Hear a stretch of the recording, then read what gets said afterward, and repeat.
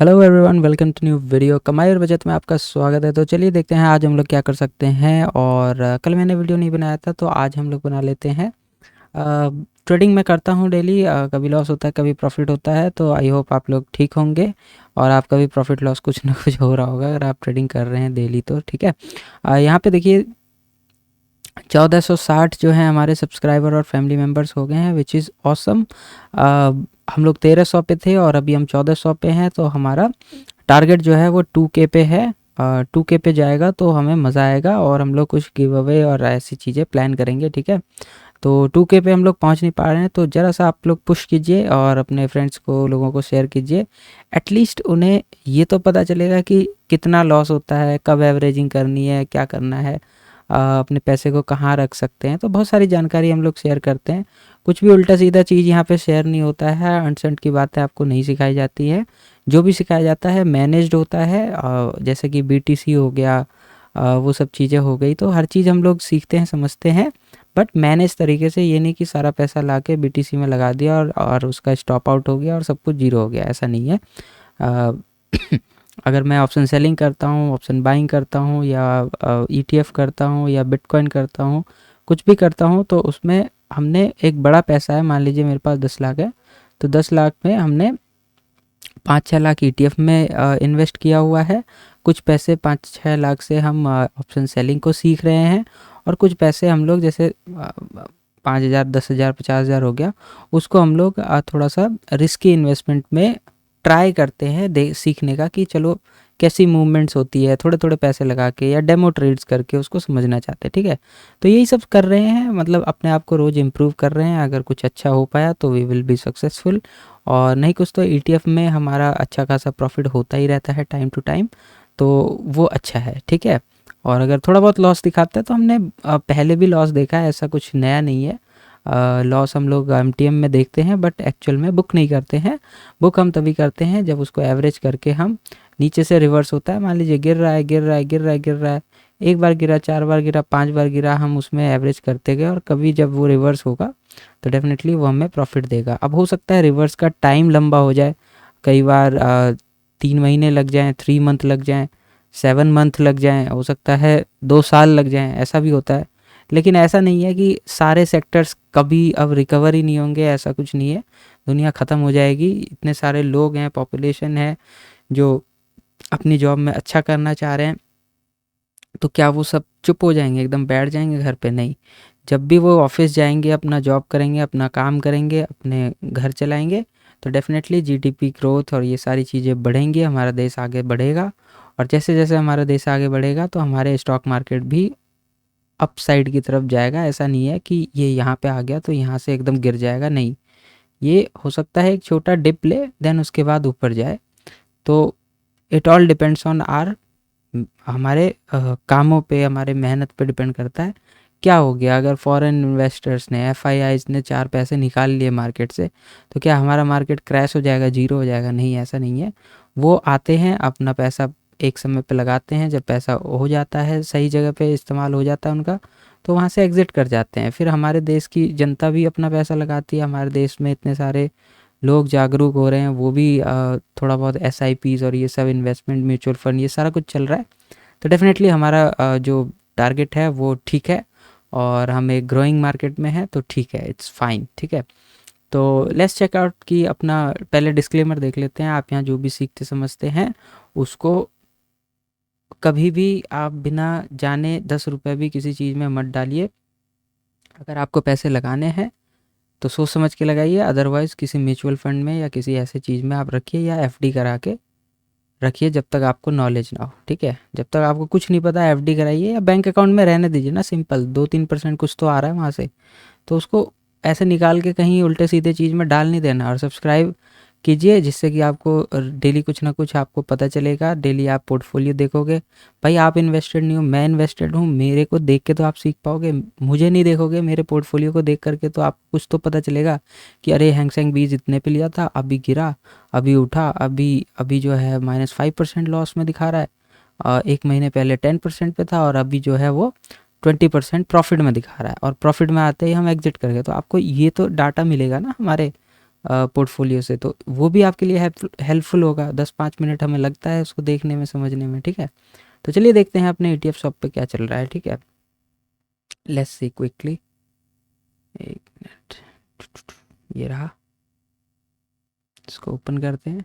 तो यहाँ पे देख रहे हैं कि morality, alpha, small cap, mid cap और ये सारे जो हैं, ये सारे की बैंड बजी पड़ी है। और मार्केट जो है अच्छा खासा अपने 26,000 से जो है 4-5 हज़ार जो है करेक्ट हो चुका है नीचे विच इज़ फाइन। तो ठीक है, होने दो करेक्ट, कितना होगा जाने दो, 22,000 पे चला जाएगा, 20,000 पे चला जाएगा, 18,000 पे चला जाएगा। तो 18,000 से तो आया है, तो जाने में क्या दिक्कत है, जाने दो।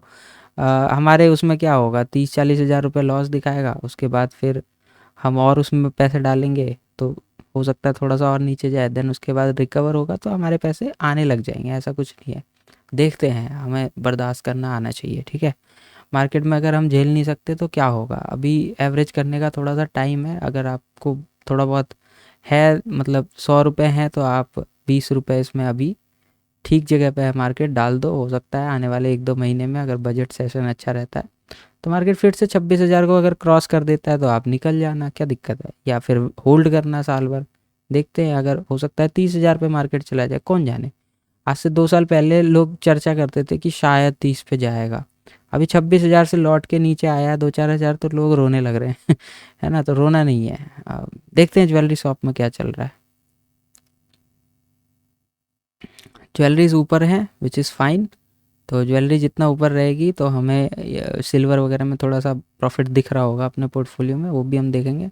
स्टॉक्स में देखते हैं, HDFC बैंक जो है -5%, ITC ये सब है। तो ये सब हमारे अकाउंट में अभी है, तो अभी ज़्यादा दिमाग लगाने की आवश्यकता नहीं है। HDFC हमने कुछ दिन पहले ही लिया है, थोड़ा सा 15,000 के आसपास लिया है। तो थोड़ा और डिप होगा तो हम 15,000 और ऐड करेंगे, डिपेंडिंग ऑन कि यहाँ पे वो प्रोमिनेंट बना रहे। यहाँ पे मान लो 10-15% दिखाएगा और वहाँ पे अगर हमारे 5-6% हमारे पोर्टफोलियो में दिखाएगा तो थोड़ा सा और ऐड ऑन करेंगे, देखेंगे। अच्छे अच्छे मतलब स्टॉक्स हैं तो ज़्यादा डरने की ज़रूरत नहीं है। चलिए अपनी होल्डिंग्स को देखते हैं फटाफट, इसमें देखते हैं क्या प्लस माइनस हुआ है आज नेट चेंज में। यहाँ पे देखें तो एक्सेस सिल्वर जो है 12%, 9%, 5% पे ये सिल्वर बीज है। तो काफ़ी समय से ये यहीं पे अटका हुआ है, काइंड ऑफ कंसोलिडेशन में है। थोड़ा सा ब्रेकआउट देगा और ये 99 पे चला जाएगा तो हम सोचेंगे इसको निकालने का। 102 अपना टारगेट है काफ़ी समय से, तो 102 पे ही निकालेंगे, कोई दिक्कत नहीं है। या तो हम इसका GTT ऑर्डर लगा के छोड़ देंगे, ठीक है।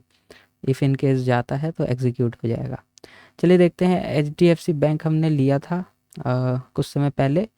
तो यहाँ पे वो थोड़ा सा अभी प्रॉफिट में चल रहा है, 15-16 हज़ार का हमने इन्वेस्ट किया था ऑलमोस्ट। तो विच इज़ वर्किंग गुड, ठीक है। तो देखते हैं और क्या चल रहा है। कोटक बैंक थोड़ा सा यहाँ पे बैंकिंग के जो सेक्टर्स हैं वो थोड़ा सा प्लस हुए हैं, आई डोंट नो, कुछ रीज़न होगा। सेक्टोरियल ग्रोथ होता रहता है, कोई सेक्टर्स जो हैं कभी चलता है कभी कम हो जाता है। ओवरऑल देखें तो टोटल हमारे यहाँ पे 4% का लॉस दिखा रहा है विच इज़ 25,000 लॉस दिखा रहा है। इट इज़ अनरियलाइज, तो ये अभी हमने बुक नहीं किया है। -4% ओवरऑल पोर्टफोलियो डाउन है, जबकि मार्केट अपने टॉप से जो है लगभग 12 से 13% डाउन है, ठीक है। तो 12-13% डाउन होने पे भी हमारा पोर्टफोलियो जो है 4% डाउन है। तो दैट्स फाइन, क्योंकि हम इसमें स्टॉक्स और ये सारी चीज़ें ऐड कर रहे हैं which is heavily dependent on the index. तो डेफिनेटली थोड़ा सा हमें जो है रिस्क को, हमने रिस्क एंटिसिपेट किया था, तो हमने 5 लाख यहाँ पे लगाया हुआ है। और गिरेगा तो हम 2 से 4 लाख इसमें और ऐड ऑन करने की कैपेसिटी रखते हैं, क्योंकि हम 15,000 का इन्वेस्टमेंट इसीलिए कर रहे थे क्योंकि हमारा 9 से 10 लाख का टारगेट था, ठीक है। तो 5 लाख हमने ऑलरेडी पोटेंशियल पे कर रखा है इन्वेस्ट, मतलब अच्छी कैपेसिटी पे कर रखा है। बट डेफिनेटली अगर मार्केट और नीचे जाता है तो we have money to average, मेरे पास पैसे हैं, आपके पास नहीं है या हैं तो वो आप मैनेज कीजिए, क्योंकि हम एक दिन में 1/60 ही स्पेंड करते हैं। हम ये नहीं कि 1 लाख एक ही दिन में लगा दिया, 15-15 हज़ार करके हमने 2-3 महीने में ये चीज़ डाला है।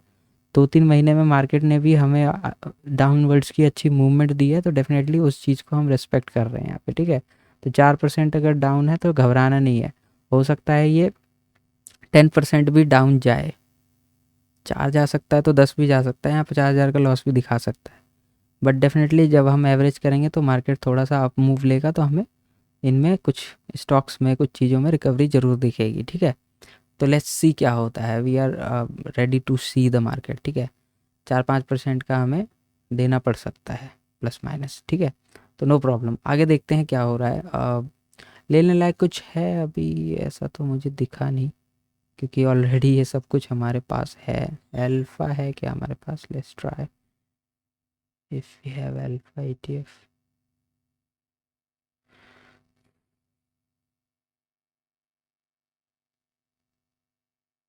अल्फ़ा ETF है हमारे पास, जो कि 13% नेगेटिव पे भी चल रहा है। तो इसमें ऑलरेडी हमने एक बार एवरेज भी कर रखा है, तो अभी हम इसमें ऐड नहीं करेंगे, ठीक है।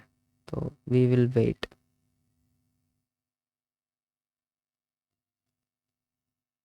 13% पे है, 15-20-30, तो अभी वेट करते हैं, इसमें नहीं डालेंगे, ठीक है। It's okay, just leave it. अभी हम कुछ भी इन्वेस्ट नहीं करेंगे या फिर अल्फ़ा में देखते हैं।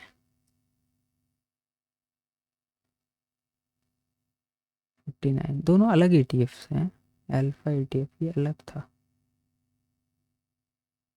एक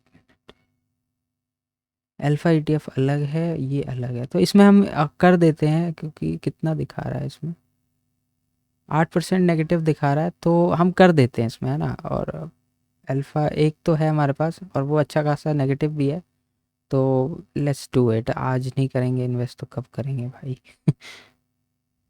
200, 250।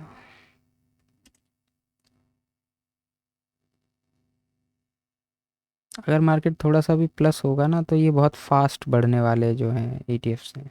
400 देख, 350। ओके, थोड़ा सा डाउन जाते हैं, 15,000।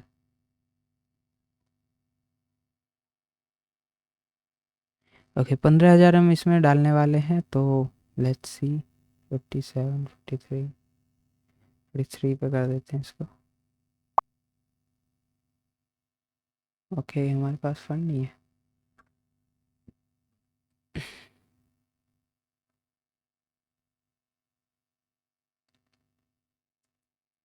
Okay, we don't have enough fund. Okay, हमारे पास अभी मार्जिन नहीं है, तो थोड़ा सा मार्केट को गिरने देते हैं, then will see to it, है ना। आज आज रहने देते हैं, नेक्स्ट डे हम मनी ट्रांसफ़र करेंगे तो हम इसमें ऐड करेंगे, बिकॉज हमारी ऑलरेडी अच्छी खासी यहाँ पे पोजीशंस बिल्ड है। होल्डिंग में हमारा लगभग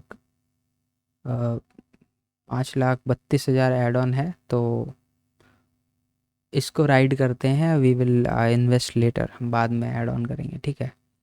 ओके, चलिए निफ्टी 50 का एक बार देखते हैं क्या चल रहा है सिनेरियो, और आज क्या कारोबार हुआ इसमें, तो इसको भी हम समझेंगे, देखेंगे कि क्या चल रहा है। थोड़ा सा इसको छोटा करते हैं हमारा settings। एक तो इसमें है ना, वो सेशन ब्रेक नहीं आता है, तो इससे दिक्कत होती है। Where are the other settings.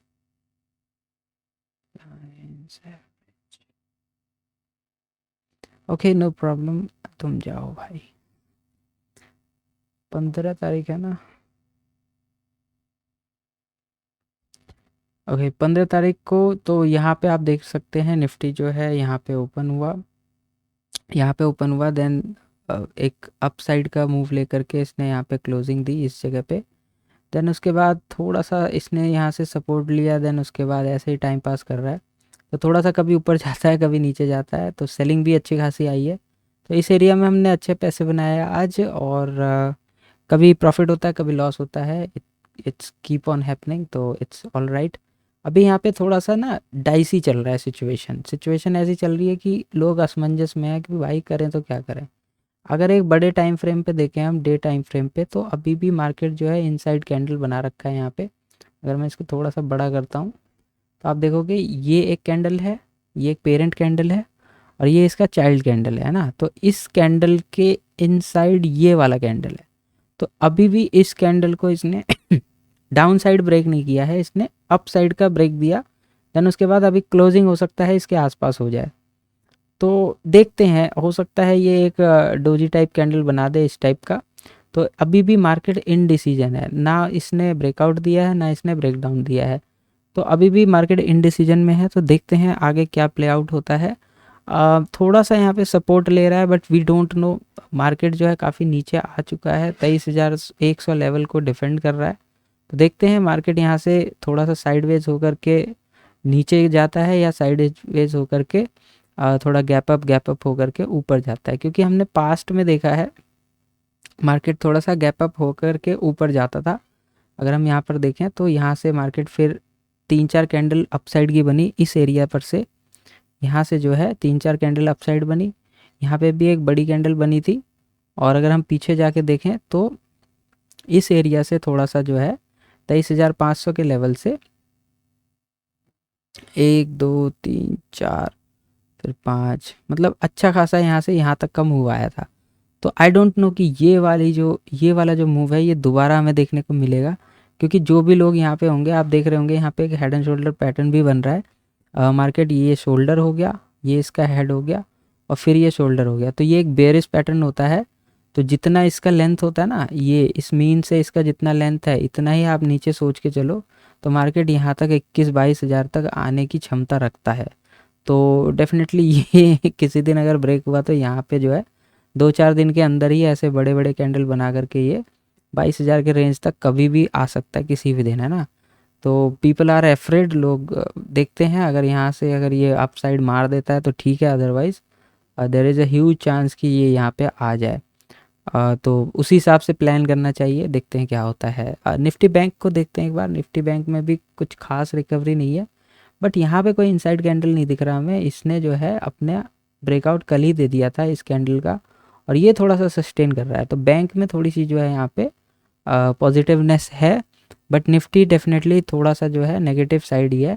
आज मैंने कुछ ट्रेड लिया था तो वो मैं दिखाता हूँ आपको। लगभग एक ट्रेड अभी चल रहा है जिसमें 1500 कुछ बन रहे हैं। 40,000 का यहाँ पे प्रॉफिट हुआ है। बस ऐसे ही दिखा रहा हूँ क्योंकि इसमें मैं बहुत अच्छा परफॉर्म नहीं कर रहा हूँ। जैसे कि आज 40,000 बन गया तो 50,000 कल लॉस हो जाता है 50 के। तो थोड़ा मुझे ना क्वांटिटी मैनेज करना, ये सब चीज़ें सीखनी होगी। तो होता ये है कि जैसे 20,000 20,000 20,000 करके आपने 2 दिन 3 दिन बनाया, देन अगले दिन क्या होता है 54K का लॉस हो गया ऐसा हो जाता है। तो इस तरीके में क्या होता है कि आपका साइकोलॉजी थोड़ा ख़राब हो जाता है। और होता यह है कि जब 1-2 दिन जब मान लो 20,000 25,000 का प्रॉफिट हो जाता है ना, तो अगले दिन लगता है कि भाई क्वांटिटी बढ़ा के थोड़ा सा अच्छा प्रॉफिट कर लें, और उसी दिन लॉस हो जाता है। और जब बड़ी बड़ी क्वांटिटी में लॉस होता है और छोटी क्वांटिटी में आप रिकवर करते हो तो it takes a lot of time. तो और ये फेज़ ठीक नहीं है, ये तरीका भी ठीक नहीं है।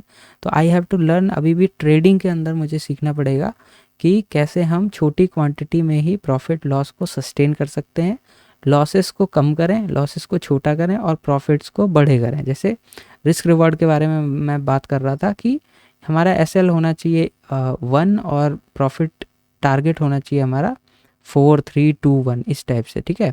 तो यानी 30 रुपये अगर आपने कहा है कि मैं एसएल दूंगा तो आपका कम से कम 60 3 3 9 90 120 ये टारगेट होना चाहिए आपका, है ना। तो इस टाइप से हमें चलना पड़ता है। बट अभी वो कहना आसान है, थोड़ा सा प्रैक्टिस करने में हमें डिफ़िकल्ट होती है। मार्केट इतनी आसानी से हमें पैसे नहीं देता है, ठीक है।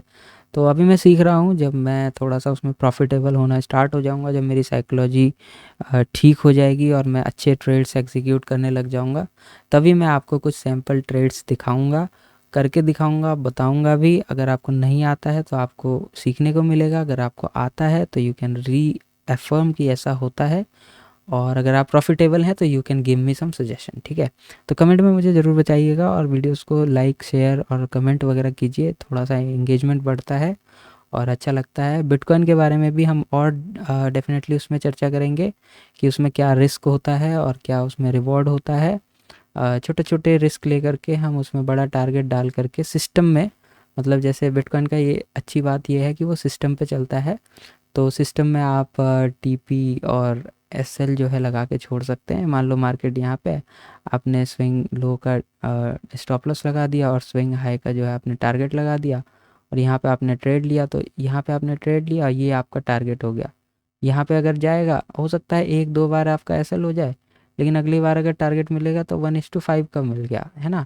तो जिसने, अगर आपने 5 एसएल बाय कर लिए, 5 एसएल अगर आपने मार्केट से ख़रीद लिए, तो आपको 5 दिन लगेंगे ना, 5 और ट्रेड लगेंगे मार्केट में कॉस्ट टू कॉस्ट आने में, यानी आपका पोर्टफोलियो तब तक जीरो नहीं होगा जब तक आप 5 बार और लॉस नहीं करोगे। तो ये चीज़ मैनेज करना पड़ेगा हमें। तो बीटीसी वगैरह में ये चीज़ें अच्छा काम करता है, क्योंकि वहाँ पे प्राइस एक्शन जो है अच्छे बनते हैं और बड़े कैंडल्स बनते हैं, मूवमेंट बड़ी होती है, 300-400 की एक कैंडल की मूवमेंट हो जाती है। तो हमें अच्छा खासा पॉइंट भी कैप्चर करने का मौका मिलता है। कुछ नहीं कर सकते तो उसमें डेमो ट्रेड कर सकते हैं, ज़रूरी नहीं है, मैं उसको एम्फेसाइज़ नहीं कर रहा कि आप करो ही करो, बट डेफिनेटली उसमें थोड़ा सा बेनिफिट होने के चांसेस ज़्यादा हैं।